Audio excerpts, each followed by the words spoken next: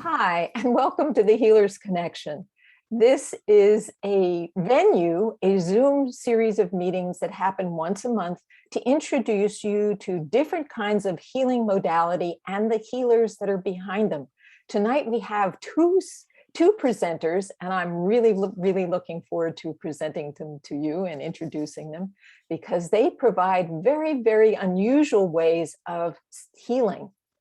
Before I do that, I want to say a little bit about my own healing practice. I have right now a series of YouTube videos. They're short videos called Your Great Human Adventure. And I would like to invite you to go and check them out. They're only 5 minutes long each, and they empower you to master 4 superpowers: spirit, body, the mind, and others. And they will actually help you to identify where in your life you may have blocks or things that are getting in your way. And how do you find these videos? Well, the easiest way is to just Google YouTube and Your Great Human Adventure. But if you would like a link, you can go to tinyurl.com, YGHAV, which is Your Great Human Adventure. And I will go ahead and put that in the chat. And I'm really looking for people to go ahead and subscribe so that I can reach more people. So please help me out. Now I would like to invite our guests to each to give about a 1 minute commercial about what you can expect from our talk today. So we're going to start with Rachel. Rachel, would you like to say something about what people can expect from your talk today? Yes, absolutely. Thanks. I'm Rachel Michaelsen, and I am a clinical social worker. And I have been using energy psychology methods in my clinical practice for over 20 years. And more recently, I've integrated sound healing into my practice. And so the work that I do is unusual in that we use energy healing methods, energy practices, as well as sound healing in psychotherapy. And I also teach people how to do self-care with those practices. And I've also been doing energy and sound healing gatherings on Zoom twice a week that are free. And I'll give you the link to that when I'm talking or at the end of my talk so that you can check that out and come join the show. I am so excited. I actually have a fair amount of experience with sound healing. My spiritual teacher was a drummer, and he would literally transform the cells of your body with his drumming. So do hang in here and find out what Rachel has to share with us about sound healing. And we'll do a little sample too. Awesome. And Sara, please come on the stage and tell us a little bit about your work and what people can expect from your part of our conversation this morning. Well, I'm presenting a little bit about Ortho-Bionomy, which is one of the most esoteric hands-on body works around the Bay Area, or maybe the world, I don't know. It is developed from osteopathy, so it's not really out there. And so, yeah, stick around. I'll be leading everyone in a way to release tension in your neck. Oh, wonderful. That's fantastic, Sara. I'm really looking forward to that. And I have also had some experience with Ortho-Bionomy. It was a number of years ago, and it just put me right to sleep.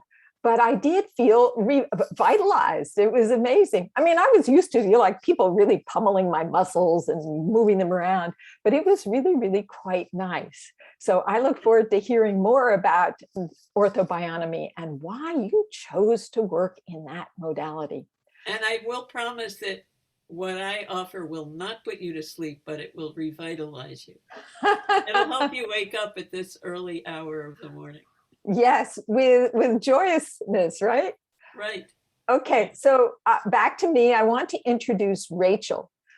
Rachel Michaelsen is Michaelsen. Okay, Michaelsen is a social worker, a licensed social worker, as she said, and a seasoned psychotherapist with over 30 years of experience. And she's been using energy psychology methods in her work for over 20 years. She is a diplomat in comprehensive energy psychology and a certified havening techniques practitioner. She'll have to tell us a little bit about havening. That's pretty interesting. Rachel has training in sound healing, freedom technique, EFT, trauma tapping technique, TTT, advanced integrative therapy, AIT, TAPAS acupressure technique, TAT, and Psych K. She has an online private practice and also teaches courses on topics in mental health to mental health. To mental health professionals. I like that. Mental health to mental health. Yes. Please, Rachel, I'm going to start by asking you, how did you come to be using energy methods in your work? I mean, you're a psychotherapist. What are you doing with this energy stuff, this woo-woo stuff? What happened? What happened? Well, I had my own health issues, and I had an acupuncturist who said, you ought to check this stuff out. You'd find it really interesting. And so I ended up kind of leaping into it. At the time I was studying Tai Chi, so I was sort of getting acupuncture and doing things in the energy realm. And so I went to a conference, and I went to the pre-conference, and I learned a bunch of stuff, and I went to the conference and I felt better, and I met interesting people, and I said, wow, I want to start using this. And my MO is, if you learn something, you just have to use it right away or you'll stop using it. You just won't do it. So I came back to the office Monday and I just started doing the things I'd learned, and I started seeing benefits with people. Wow. So I was like, oh my goodness, this is really like, things are moving, things are happening. So, you can talk and talk and talk and talk, and you can have tons of insight into why you're having the problems you're having, and you can get stuck. So some people talk it out and some people just spin with it. And so getting access through different portals into the energy field or the energy body and releasing things can move things more quickly than just talking for many people. And for some people, it's very fast, and other people who've had lots and lots of difficulties and traumatic experiences, it takes time, but it's faster than just talking it out. Well, I understand with having trauma, people, sometimes the talking actually makes it worse because it takes them back into the trauma. So this is a different way of actually getting the trauma and the patterning out of your cells. Is that right? It's actually pretty amazing, because you often many of the techniques, you have somebody just think a little bit about what's upsetting. It's enough to light up the part of the brain that gets distressed every time you get re-stimulated by a past thing. And then you use whatever technique, and it can be the havening technique, it can be tapping, it can be holding chakras, it can be combinations. And it actually changes what's going on in that part of the brain, so that it's no longer actually, when you get re-stimulated, it doesn't actually, like, you'll see the same thing or talk to the same person or be in a similar situation, and you just won't have the reaction, or it'll be much smaller. Wow. So people say, can we do that magic thing? Yeah. So we do the magic today. So Rachel, you're a licensed psychotherapist, right? Yes. Yes. So did you get any pushback or any concern from the licensing for doing this kind of esoteric energy healing? The question is, are you working within your scope of practice? And I am. And, I think the biggest place I might get pushback would be if I was touching clients. And some of these methods can be done touching clients. And I just don't touch clients currently because I'm on a screen and they're on a screen. Right, but indeed. It's so trained in me not to touch people, which is kind of weird and not super healing. It's not like I wouldn't give a client a hug, but I'm not someone who I've just been trained out of that. In fact, I've trained in using tuning forks on people's bodies. And I've done, as when I was doing sound healing training, that's how they trained. And then I actually brought it into my practice in a different way than I was trained, and sort of created something that's actually very effective. But I can do tuning fork sessions on people, and I'm not doing those as a psychotherapist.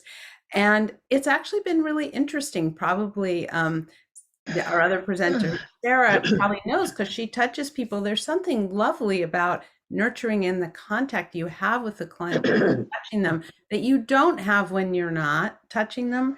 But when you're holding the role of a psychotherapist, you really want to hold that boundary and not confuse clients. So I just teach people how to do stuff on themselves. And the nice thing about that is then they learn how to take care of themselves. So if they're distressed or something gets re-stimulated, they can actually do the technique on themselves or a modified version of it to calm their nervous system down. So I love that idea of giving the people the tools to heal themselves. Absolutely. Very different from the standard medical model, which is keep them sucking at your teeth for the rest of their lives so you always get their money. This is no, there's plenty of people who need help. So I like to get people in, help them. And if they, some people come for, 6 weeks, some people come for 5 years. It's really, really different with what their need is and also what's happened in their life. So what methods do you use, and how do you know what methodology to use for each client? Well, if you want to go to woo-woo, here's my pendulum. Oh, I've got one of those. So I actually will sometimes I'm intuiting it, but I'll often have them say, for my healing to spread furthest and fastest, the best treatment method today, and I'll list things that I'm thinking until we get a yes. And sometimes there's multiple yeses, and then I might try to figure it out, or I'll say, which of those do you want to do? I have clients. Go ahead. Oh, have you ever used kinesiology to decide it? The thing about, I can do self-kinesiology, like on my own fingers, I'll do it. But again, that's touch. Right. Right. And so you don't touch. Okay, got it. So, I mean, I'm also not the best kinesiologist on other people. I'm really good with the pendulum. So why not use the pendulum? I'm with the pendulum. Got it. The thing is, when you're doing it, you really have to step out of what you want for the client and let the client's energy be directing you. And I'm much better. I think if I'm touching someone, I'm not going to be as clear. So this is my boundary to really show up for what they need. So that's a great way to decide which methodology to use. And how do these methods, particularly sound healing, because that's what we're talking about today, how do they create change in a person? How does it work? How does that happen? Well, there's not great research on sound healing. There's some pretty darn good research on other things like fMRI studies that show brain changes when you're tapping on acupressure points. You can find cortisol levels dropping. There is one study that showed that, I'm going to get it wrong, nitric oxide in the body, was it increased or decreased, whichever it is. See, I'm not totally up on my research, but what I know it does is it actually calms down the arteries, can bring down the blood pressure. And so when you get that sort of calming process, then that's going to change how somebody's feeling. But I think my sense is, on one level, everything works based on what we call memory reconsolidation, which is you have something that's distressing, you bring it up in your mind, it wakes up the alarm in the limbic system, in the amygdala, and then you do something that calms the body down. And now you've associated what the distress with feeling calm is one theory. Another is that it depotentiates the alarm in the amygdala, so that when you see the location where you had a car accident, or the person who hurt you calls you on the phone, or you get a voicemail or a text, and normally you go like this, you just don't have the reaction, or it's much less, because you've literally changed what's happened in the brain. So my theory is everything works the same. I also think everything calms the vagus nerve. So everything is the the 10th cranial nerve that comes out the left side. It goes down to the heart and through all the intestines. And when you're in survival mode, that's tight. And so as that loosens, that calms everything. So it can help people with all cardiac issues, digestion, all kinds of I'm stuff. thinking that also it's vibration. And when you think about it, we are all vibrating all the Everything time. is Everything vibration. is vibration. So I'm just going to change the vibration and the right. And so we're retuning you. So when, just yesterday I was teaching a class and it was like a lot of content. And I had, a time, I was like a little behind and I'm going. We took a break and we were changing topics. I said, why don't we do 2 minutes of sound? And I could just feel my whole system like get tuned into, and I was using the forks that are very grounding forks, and I could just feel my whole. And then when I started talking again, my voice was much more melodic. It didn't have pressure in it. And I was like, oh yeah, well, that worked for me. I don't know about the students, but I'm better. That's wonderful. Yeah. I was going to ask you, has sound contributed to your own healing? Absolutely.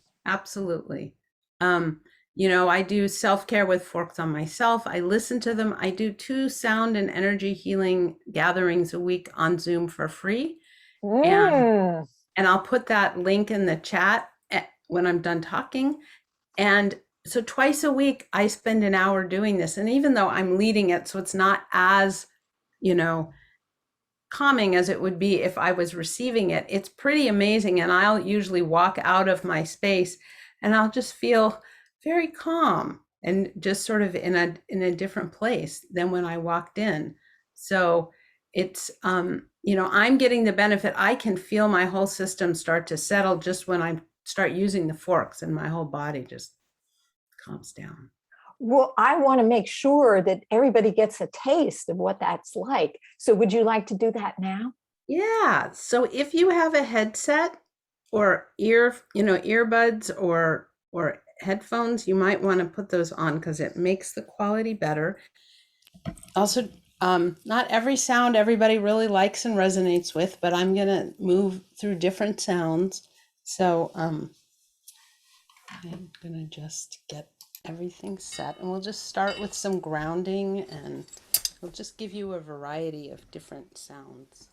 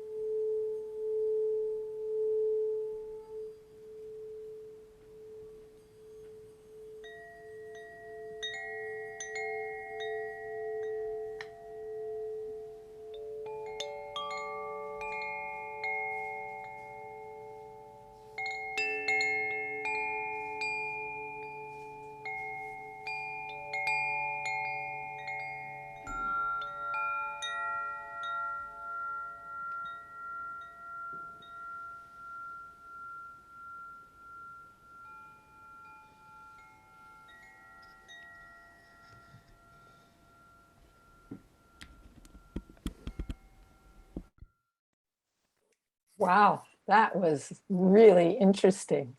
I noticed that the really deep sound affected me right in the chest area. And I'm curious about our participants today, if you noticed that different sounds affected you in different ways and how. And so you can go ahead and put that in the chat. I'm curious, do you have any association for the different kinds of sounds? Is there some way in which, do you combine them together, or how do you use them to produce a result? Well, certain of the forks, they're all different hertz. So you can see a lot of the forks I have are different colors. So I kind of know what the colors are and they have different purposes. But, I have to say, on one level, they're not like scientifically researched. Mhm. So there's that. So there's people selling them, say, that say, oh, this one does this and this one does that. And I have a lot of forks that are based on the planets, these are the Ohm forks, the Mother Earth grounding fork. This is a new moon fork. And the new moon is really good for expressing emotion. I did it with which this is for unloading baggage. The baggage fork. Right. So, and it's good to use with trauma, but it's good to use when you just have stuff to let go of. And then there are forks for bringing in insight and combinations for just releasing and diffusing things. So when I'm working with an individual, I'm really aware of exactly what it is they need to do. And I either use the forks or I use the forks in combination, say with tapping or chakras. So we got some feedback from the people in the group today. Gosh. And Carol says, I resonate with the higher tones more. And Sara said, I felt my heart literally with the handheld bell, softening, more spacious. And I noticed that the very first sound that you did was more heady. And then the next one that was the really deep, it really got in my chest. So, and everybody's different. There's certain sounds people can't stand. And somebody really liked the high sound of, let's see, I have to change this. I don't have my mic on, but I don't know if you can, this one. Can you hear that? yeah. Okay. Some people can't stand that. Other people Right. Love it. Yeah. It's a lot like what's going on in your body. Mm-hmm. So if people come to the group, then they get what they get. And in the group, people put in the chat what they need to let go of, and we usually tap it out, and we also do havening with it. So then I kind of know what am I holding that day. I also do some groups that are fee groups. I just started one on clearing blocks to goals, and we use sound. And this coming Thursday, I have one on unblocking the path to life partnership. I'll put the link for that as well in the chat. In the chat.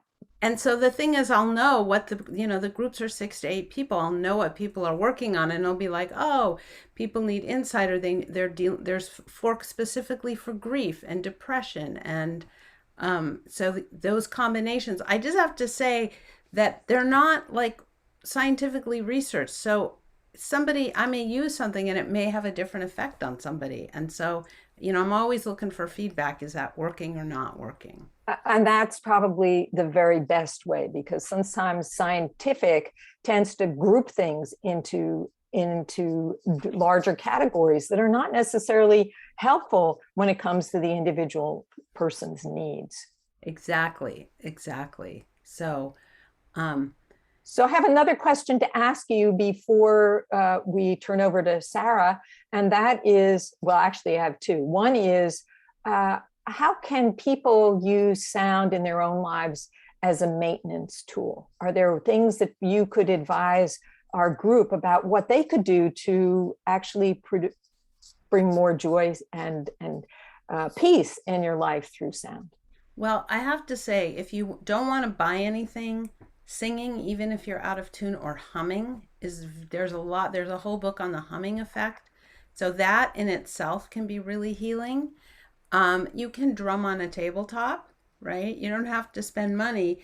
I do teach a class on using the Ohm forks, but you can just order some Ohm forks, and you can email me and I'll tell you where you can get different forks and at the better prices. High quality forks are not cheap. They're not like $30, but Just having the ohm forks and listening to them, these are very adaptogenic. So if you need an up, they'll give you an up. If you need a down, they'll bring you down, like calming you. So they're very useful, and there's some really simple ways you can do them on yourself, as well as just listening to them. Usually just when I listen to them, I just take a deep breath. I just like, remember to breathe. So there's also tons of YouTubes. I was using Koshi chimes. There are YouTubes with Koshi chimes. I have on my website, which I suppose I ought to put up here too, is a 10-minute of just Koshi chimes. The ones that are on YouTube, they usually have other music, and sometimes I found them a little overstimulating. Mm-hmm. So I'm a sensory avoidant versus sensory seeking. So I'm always looking for things that calm You down. That's right? great. So it depends on what you need. You had one more question. Yes, and that is, are there sounds that are not good for us? I again would say it's really individual, right? It's really, really individual. Because it's amazing what one person loves, another person doesn't. I have these forks that sort of balance out masculine and feminine energy. They're also good for inflammation. And I had one client, I had that person listen to them, and she was like, "Oh, that's horrible. I can't stand it." So then we did something else and came back to it, and she's like, "Oh, that feels okay." And so it's fascinating. And then I had another client who it was so interesting because it was a man who had lots of, like, he was very in his masculine, and he loved listening to these. And it was probably that he needed to have some more evenness. Right, some evenness or balance. And so that's a really good point, that actually the sound that you need to listen to may be something that you're missing in your life, or that to change things. But there is a sound that they use in movies that actually produces agitation, and it's called infrasound. Have you ever run across that before? They actually use it. One time, my husband and I were watching this movie, and we were totally freaked out. And we turned the sound off, and we realized that the actual video, there was nothing there. It was all the sound that was creating the tension. It's amazing what sound will do. There's, if you start studying it, you can see which sounds to use for which and which hurts to use for which. And then I would say different people react differently. That's probably very true. So do any of you have, actually we need to move on to Sara in a second, but does anybody have any questions for Rachel? I will try and have some time at the end for us to just check in and see if you have any other questions, but also post them in the chat and we will get back to Rachel. Now I would like to introduce Sara. And Sara, with over 35 years practice and teaching, Sara Sunstein learned that bodies are eager to heal, and when given helpful cues, they will do so. Her specialty includes resolving pain and trauma, revealing emotional body connection, and freeing creative expression. Bodywork and somatic psychology studies are ongoing. Her teachers include Ortho-Bionomy founder Arthur Pauls, DO and somatic pioneer Peter A. Levine, PhD, Bonnie Brainbridge Cohen, and Dawn Hanlon Johnson, PhD, among her teachers. However, nature, art, and Buddhist Dharma also enrich her practice and life. So please welcome Sara to the stage. And Sara, would you start by explaining to us what the heck is orthobionomy? And how is it different from massage or any of the other body healing methodologies? Well, orthobionomy is a mouthful and has lots of funny perversions. Like someone said, I want an ortho-lobotomy session. That's great. And Arthur, the osteopath who created it, I don't know if he channeled the name or what, but if you take it down to its, Latin roots, ortho is correct, bio is life, and nomi, like astronomy or any of those other nomies, is the field of knowledge of. Mm-hmm. And And so he called it the correct use of the laws of life. Wow. Yeah, Nice. which is still a mouthful. And then one smart aleck student said, well, what are the laws of life? And we came up with a list from all sorts of places, including Popeye, of I am what I am, what I am. That's So, great. So how does Ortho-Bionomy work? um, I'll back up a bit in terms of Arthur. Uh, he was a rebellious type to start with, but found discipline in his line with judo, and became a fourth degree black belt judo person and was teaching it. And when he would get injured, he went to see this osteopath. And he would send his students to the osteopath. And after a while, the osteopath said, Arthur, why don't you just learn osteopathy? I've lost the word. Why don't you just Osteopathy? learn osteopathy? Yes. And Arthur considered that, and he did. But osteopathy uses lots of manipulations traditionally, similar to chiropractic. And it made no sense to Arthur because of all of his judo background, which is all about moving with.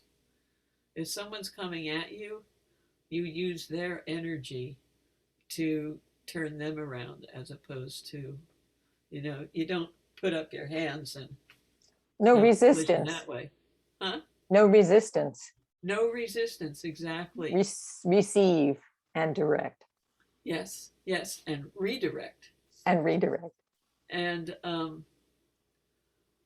but towards the end of his training, some work was introduced into the stool called strain counter strain, which is basically about if you created comfort for the person, a comfortable position, they would spontaneously release.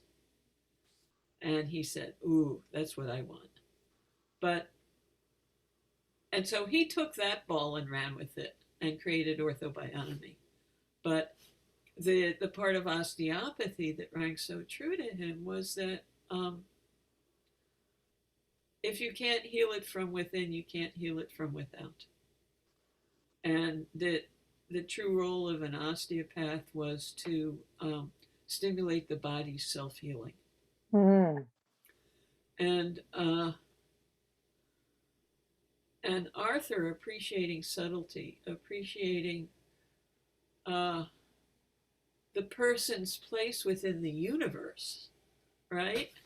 All those Asian paintings of, the tiny little person in this huge landscape. I think of that as one of the principles of Ortho-Bionomy, that we want to create harmony from ourselves and the immediate space around us and the larger space around us and all beings. But that that gets to another part. And so in terms of the hands-on, there are some principles that are true. They're just true. And the first one is, and I also train people in how to learn Ortho-Bionomy in terms of how to do it with others, as well as teach self-care classes. How can you apply these principles to yourself and in everyday life? And it seems like every one-to-one session I give, I'm always teaching. I'm much more a teacher than a therapist. But the first rule of Ortho-Bionomy is move away from pain into comfort. It's the total opposite of no pain, no gain. And that if it hurts, you're doing it wrong. And which harkens back to my first massage teacher. I was doing massage for a year or so, and that's when I fell into orthobionomy. But my massage teacher said, I don't want to inflict pain in the name of healing. And that really struck with me because I was used to getting massage and it could hurt. It's like, really? I say, well, breathe into it, or, you'll feel better tomorrow. It's like, and so when she said those words, they just landed in me. And that was 41 years ago. Wow. So when I found Ortho-Bionomy, just all of it resonated. The first session I had with a woman who used to be here in Berkeley, and then she moved off to Florida, of all silly things. But within 60 seconds of being on the table, talk about vibration and sound, my whole body just, it was like every cell was vibrating. And in a really pleasant way, harmonious way. And I said to her, you said you teach this work. When's your next class? And she said, well, let's help your lower back first. Let's get you happier walking. So that's kind of perks up my interest. How can orthobionomy help somebody? Why would somebody come to you to get work from you? How would that help them? Would that actually reduce pain? Would that create more joy and pleasure in life because you're not suffering from pain? Yes. Pain is, I want to say, 80% of the reason that people come to see me. I'm hurting, can you fix me? And our line is, we don't fix people. We also don't call ourselves healers. Arthur was insistent, and I've since become insistent, that we can only heal ourselves. I feel much more like a facilitator, like a teacher, to help people who come to me to know themselves better and to have the tools for self-healing. Self-care and what people can do beyond the session is such a big part of the work. I'm constantly losing clients, which is a terrible way to earn a living. But you're fulfilling your purpose.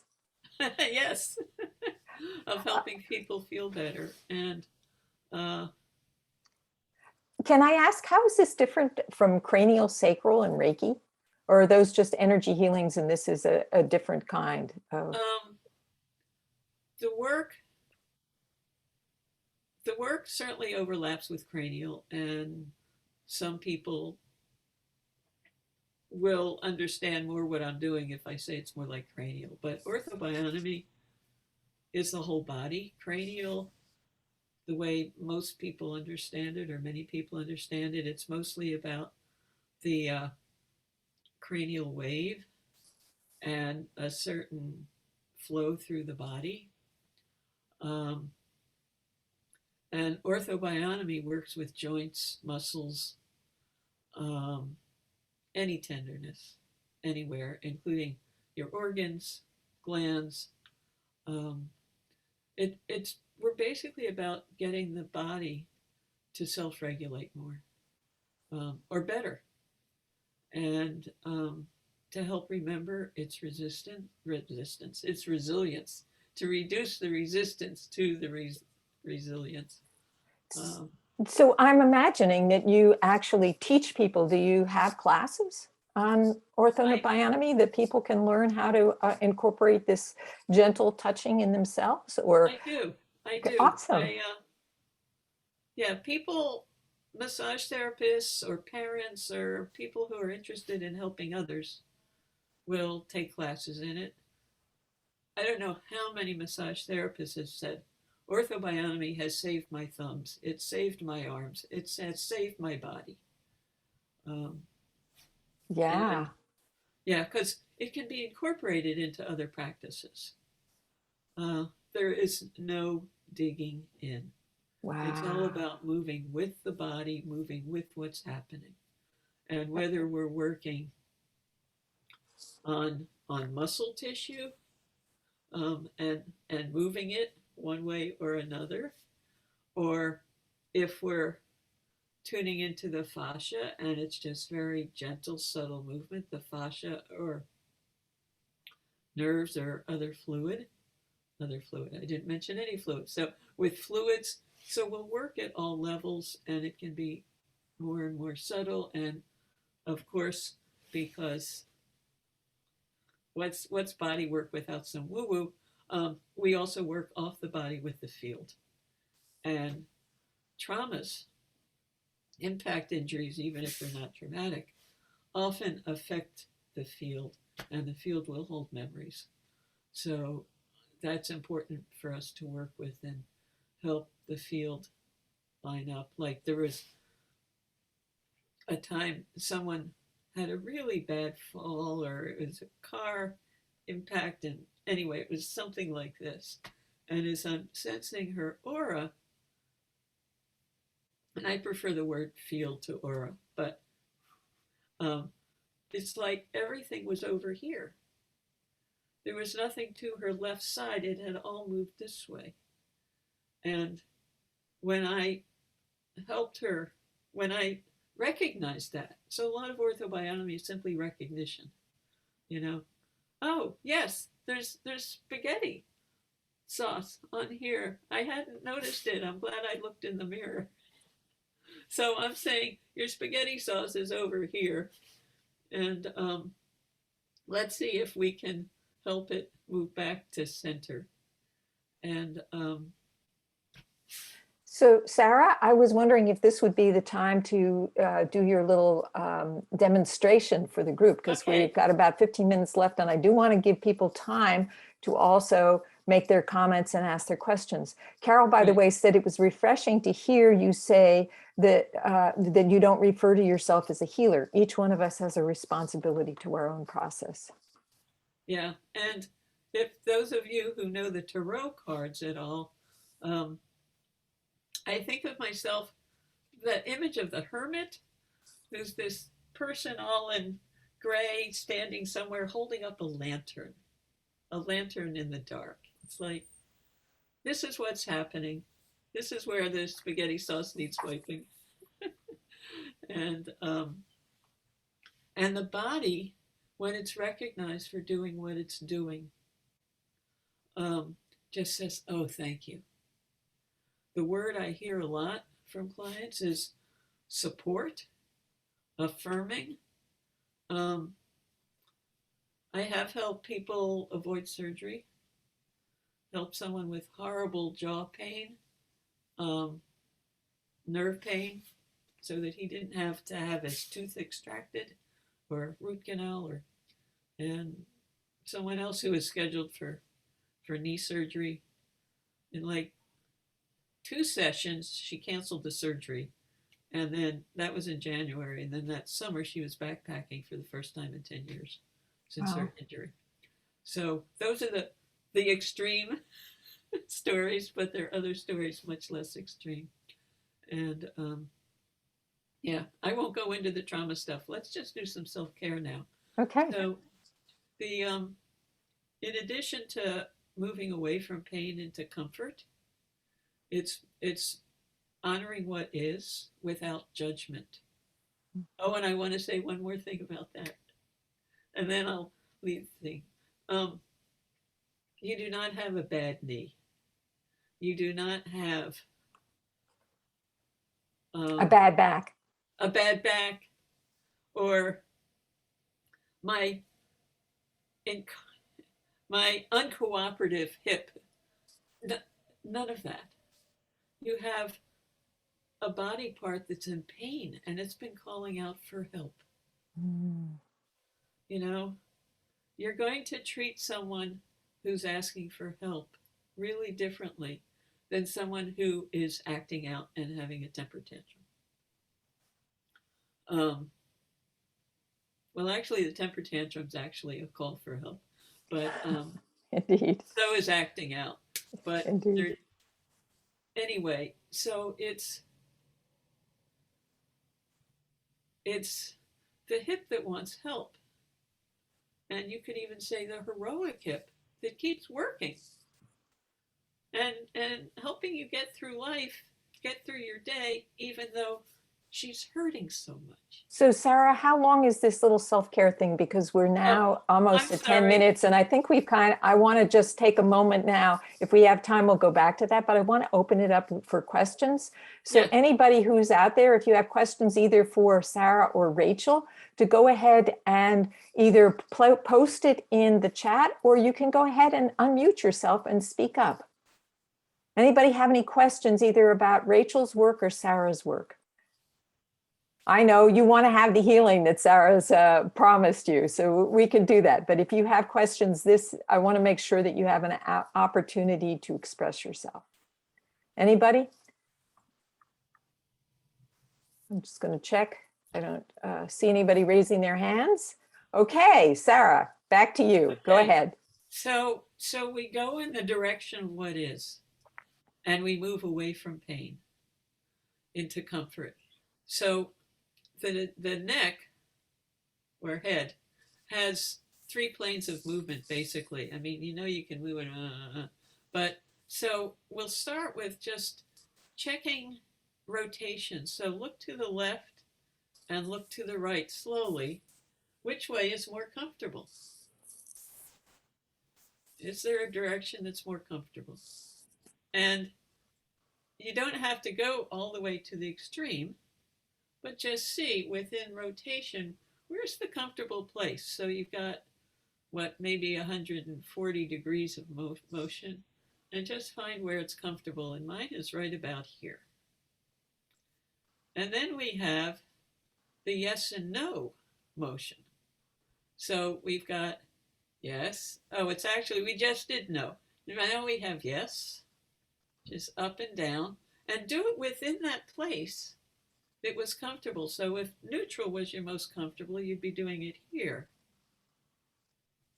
And left was most comfortable for me, so I'm doing the up and down here. And where in the up and down is it most comfortable? And I find it's right about here for me. Like I'm looking up at something, the bird flying by. And now what we also have is side bending. And so you're going to tilt your head left or right. And what within that range is most comfortable? And I end up here. And you'll end up where you end up. And is it comfortable? Is your neck comfortable? And if not, do some fine tuning so that you really are comfortable in your neck and the position of it, position of your head on your neck, and just hang out there. Let the weight of your head just be comfortable on your neck.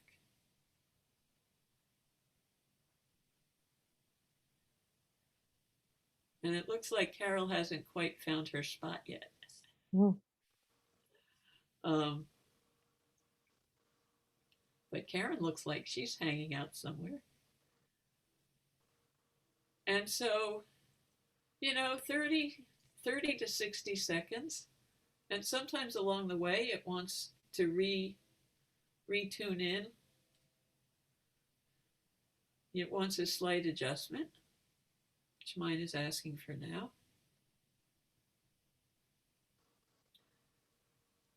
And then come back to neutral.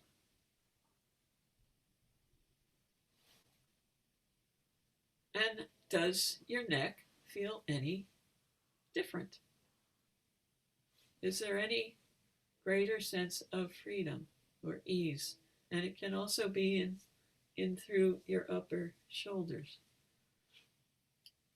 So that's a little entrance It's into lovely. finding comfort And if any of you tend to, pull your shoulders up,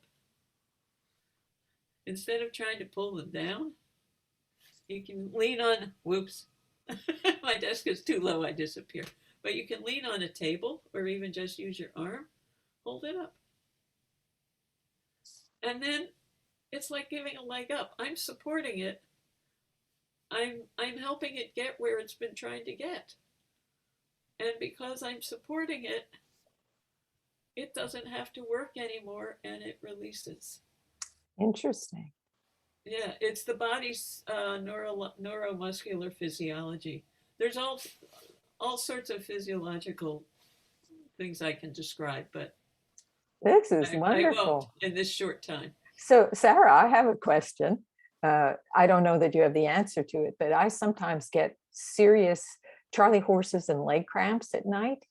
And the only way I can get them to release is to stand on it, and then eventually it'll release. But sometimes it's really disturbing because it'll happen in the middle of the night, wake me up out of sleep. What can you do? Scream, curse. Yeah, well. What causes that? Do you have any idea? I don't. I have yet to find whatever, but because weight bearing seems to heal it, or not heal it, but alleviate it. Right. Yeah, stand up. And it's a case where, Orthobionomy says, do what works also, move with it. But sometimes the body says, I know this so well. I just don't know the way out. And so instead of moving with, we want to support it finding the opposite. What is the way out? And so I have worked with those cramps following Ortho-Bionomy of trying to go with the cramp. And it's like, it doesn't work. It's like, and that the weight bearing actually tends to be doing the opposite. It's showing the muscle the way out. Ah, wow, that's great. And there's homeopathic remedies that sometimes help. One practitioner said the best way to deal with them is to do mild stretches before you go to bed. Yeah. No, that's, if I solve that before I die, I'll have done something. But yes, that'd be right. Yeah. Most other muscle tensions and injuries, easy peasy. Easy peasy. That one's a particularly difficult one. Yeah. Carol says, you look familiar. Did you ever live in Santa Clarita? Did you? No, I've never even been to Santa Clarita. You don't even know where it is, right? But I don't know how many doubles. Yeah. So many people mistake me for other people. So that might be it. I relate to that. And Rachel says, that was lovely. My body completely settled. That's wonderful. Okay, so I'm actually going to bring, let's see, I'm going to bring maybe Rachel up, and then if anybody has any questions, and then we can kind of, let's see, gallery view. I'm going to actually pin you and pin Rachel so we can both, or spotlight. And then there's Rachel and Sara. I'm going to spotlight you. If I can get, hold on. Should be double spotlight, move spotlights.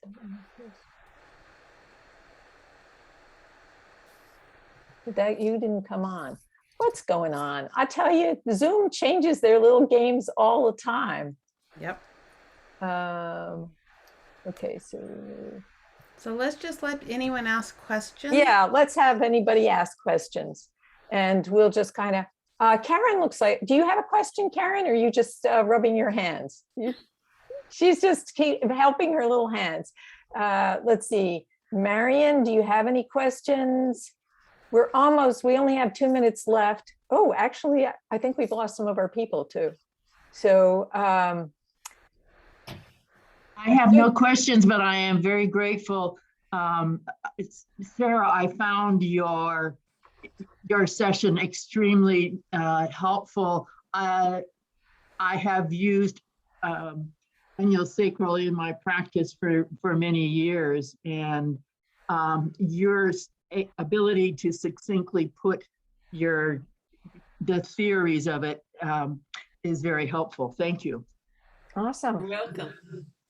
Thank you for letting me know. Oh, Sara also says she has blogs with many posts about self-care.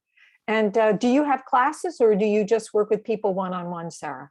I do have classes, and lately with COVID, it's hard to teach hands-on work on Zoom. Yes, I imagine it is. And with COVID, people are still really, really hesitant to come in person. So I've been offering classes. So far, they haven't been happening. Ah, okay. I hope that changes. Okay. Unlike sound healing, in which you can do it on Zoom. So, Rachel, do you have any final comments to make to the group? Yeah, I'd say find what works for you. There's so many things out here. Sara just offered us something beautiful. It was so effective. And I'd also say, come check out. Everybody here is totally welcome to come check out. The link is in the chat. The Monday at 7 or Thursdays at 6 Pacific time. And you can also get on my email list. Every so often I take vacation and I cancel, but I just finished that. So we should be going for a while, and you don't have to turn your camera on. You can phone in, just put on your headset. It's there as a resource for people. That is so generous. And also, those of you who are here, if you want to save the chat, you'll get the information. But if you forget to, which we all tend to do sometimes, I will be showing this recording on the website, healersconnection.com. You just go to past shows, and I will be putting in the pertinent connections or links for both Rachel and Sara on the website. So you can, that's always a final resource. And you just go to www.healersconnection.com and you can find your way there. All right. I want to thank Rachel and Sara for showing up today. It was really interesting and very informative. And you guys are very, very generous with your time and your knowledge. So thank you very much. And the rest of you, be brilliant, take care of yourself, and bye for now. Bye now. Thank you all for coming. Yes. And for your invitation. Oh, Michelle. you're so very welcome, Sara. It was really nice meeting both of you. All right, take care. And I will, you can get the link also. Let me know if you need more than that. All right, bye-bye. Bye.